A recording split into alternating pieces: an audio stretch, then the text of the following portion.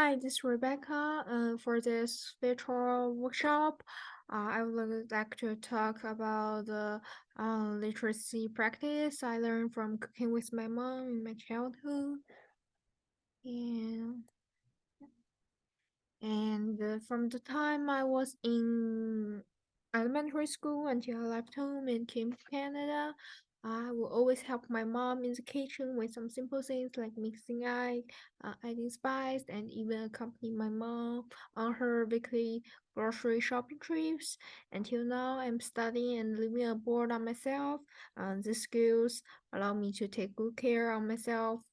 And there's some the pictures I found of my cook, some Korean food, Chinese food, and some cupcake, dessert.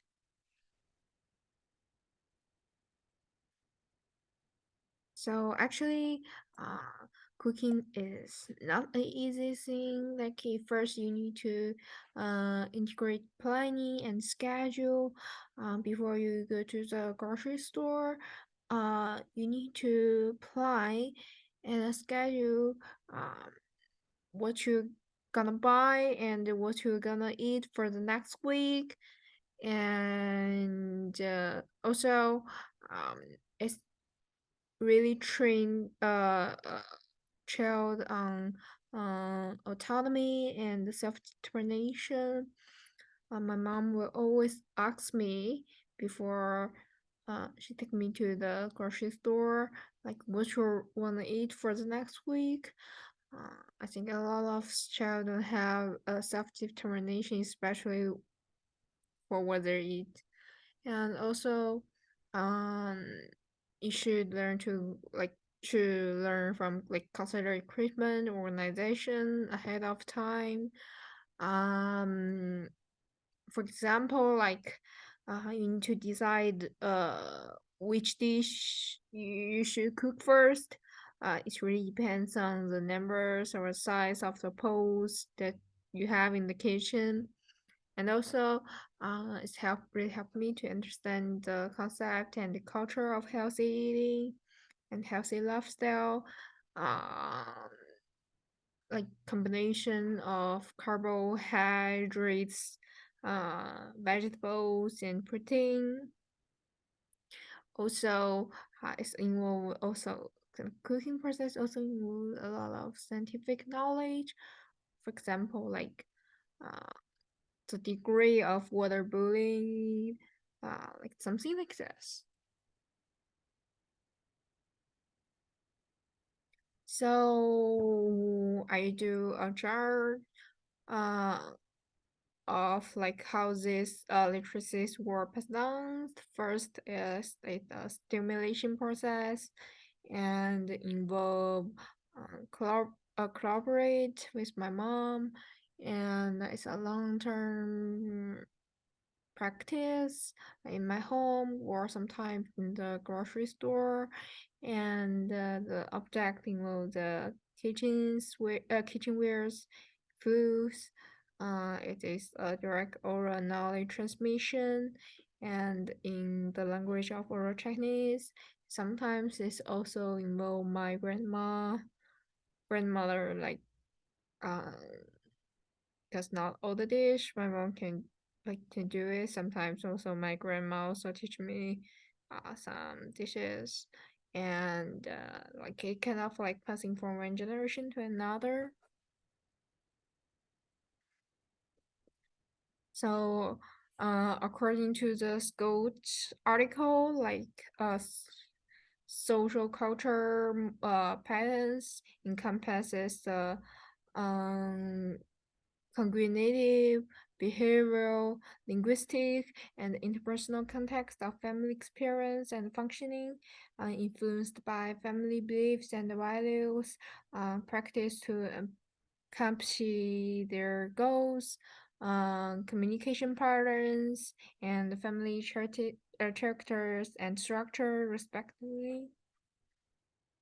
So now I would like to tell more intel of what those social culture model I learned from this process. Um, First, about the cognitive context, I think the most important is awareness of science. When I ask, like when I study cooking, like I always ask my mom a lot of questions. As I said, like why water is bleed at that time, and how do you know the pen is unheld now, like something like this. Um, like my mom's always tell me that uh it is about science. This question are about science, and you need to learn science really carefully in school. So, and there are a lot of things in your life is about science. You need to take care of this science subject. So that's also why I really learn hard in school, especially in science class. And also I for the cognitive aspect, I also learned a lot of Chinese Confucian culture, especially the importance of the family and the respect to the elders. Um, like for example, like uh,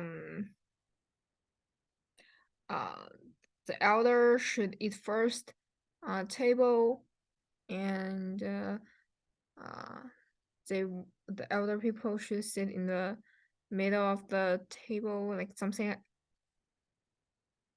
like that. Like uh,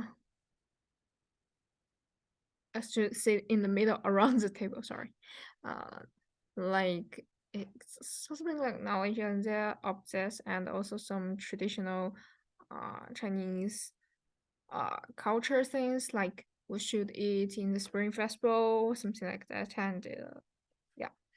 And also the most important is about healthy lifestyles. As I said, like the combination of the of different kind of foods, and also the importance of logical thinking and planning to like plan what you're gonna eat, and thinking about like you need to plan it. Like how about for example like uh choose the foods that have longer storage time or something like that. And also for the behavior concepts, I think the most important is to really help me to uh, explore freedom, like go try more new ideas. What the dish should be, if you add more sugar this time, and or add more salt this time. So and also like uh what should you do when you face dilemmas? You should seeking for help or submit on yourself. Like also I used to always ask my mom like what I should do next, or what I should if I add too much salt. But now like I'm always thinking for the solution on myself. Maybe check on YouTube videos, or check on Google what I should do. Like yeah. And for the linguistic context, um it's really improved my oral native skills to express my ideas and thought precisely clearly. For example, like uh, my moms will always ask me like, uh, what do you think? Which dish we should cook first? And like something like that to express the idea of my mom really encouraged me to express my idea. And also uh some in some extent also improve my reading literacy skill, although we were not writing down of these recipes, but my mom's always asks me to read the integrated list of each food I bought. It's especially important for healthy lifestyles and healthy eating habits. Because really a lot of food today add too much sugar and not for health. Like yeah, not good for health. And for the interpersonal context, um, it's really improved my spirit of cooperation. Like complete tasks by working together and complement each other who helped you. Always encourage me to do more. Uh,